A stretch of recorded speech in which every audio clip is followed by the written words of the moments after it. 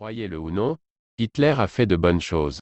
En fait, il a fait des choses si bonnes qu'elles sont presque à part parmi les lois les plus éthiques adoptées au cours des 100 dernières années. Je sais, c'est fou, non? Avant de commencer, veuillez vous abonner à la chaîne YouTube afin de nous encourager à continuer. Vous voyez, Hitler aimait les chiens.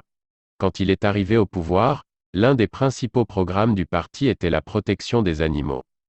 Les lois nazies de protection des animaux étaient de loin les plus progressistes et éthiques de la planète. Voici un aperçu de base. Avril 1933, une loi est votée exigeant que tous les animaux soient anesthésiés avant d'être abattus. Avril 1933, la vivisection est interdite. La vivisection est une pratique vraiment horrible que les gens faisaient subir aux animaux, en gros, les découper alors qu'ils étaient encore vivants. L'Allemagne est la première nation à l'interdire. Août 1933, le piégeage commercial est rendu illégal. L'ébouillantage des homards et des crabes devient illégal. Novembre 1933, la Rechtierschutzgesetz, loi sur la protection des animaux du Reich, est adoptée et rend illégale toute utilisation des animaux qui leur est préjudiciable, à l'exception de l'élevage, qui était déjà réglementé. En gros, cette loi rend les tests sur les animaux illégaux. Elle rend également illégale l'utilisation d'animaux pour le cirque. Février 1934, de sévères restrictions sur la chasse et la pêche sont promulguées. Des sociétés de chasse sont créées par le parti nazi pour enseigner la chasse éthique, destinée à protéger les populations animales et à limiter la souffrance. Juillet 1935, la Rechtsnaturschutzgesetz, loi sur la protection de la nature du Reich, est adoptée pour protéger les régions sauvages d'Allemagne et les animaux qui s'y trouvent. L'Allemagne est la première nation à interdire la chasse au loup et à protéger certaines espèces. Septembre 1937, une réglementation sur le transport éthique des animaux est adoptée afin de s'assurer que les animaux sont transportés de manière humaine.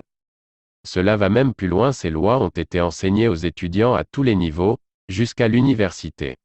Les étudiants apprennent que les animaux ont le droit de ne pas souffrir et qu'il est mal de leur faire du mal.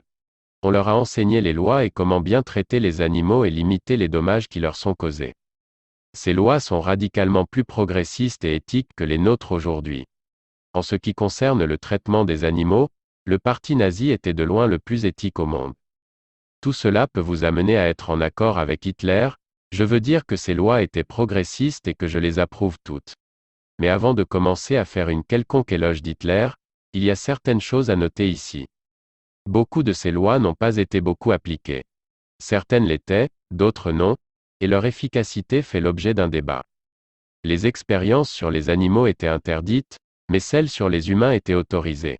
Ironiquement, Hitler a adopté des lois garantissant que les animaux étaient transportés de manière éthique, mais il n'a pas accordé aux êtres humains le même traitement éthique lorsqu'il transportait des juifs vers les camps de concentration. Hitler était aussi proche que possible d'un véritable monstre. Il était mauvais, cruel, haineux, et la souffrance qu'il a causée est peut-être sans égale. Mais je pense que nous pouvons tous convenir qu'au moins en principe, les nazis avaient raison en ce qui concerne les animaux.